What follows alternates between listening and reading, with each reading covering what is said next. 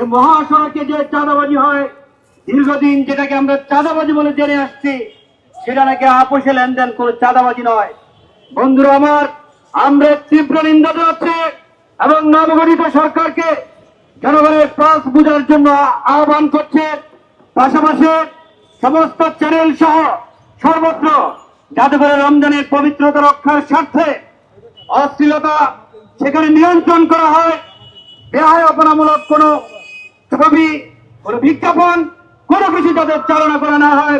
রমজানের এতটুকু পবিত্রতা আমরা আশা করতেই পারি, যেখানে বলা হয়েছে মহানবীর ন্যায় পরায়ণতার আলোকে দেশ চালাবেন। আল্লাহ রাব্বুল আলামিন বলেছেন, স্পষ্টভাবে বলেছেন, ফালা ইউরাব ফালা ওয়া রাব্বিকা লা ইউমিনুনা হাত্তা ইউহাক্কিমুকা ফীমা শাজারা বাইনাহুম। বন্ধু আমার, ওই লোকদের কোনো ঈমান নাই যারা মহানবীর যে ফয়সালা মতো ফয়সালাকে যারা মানে না।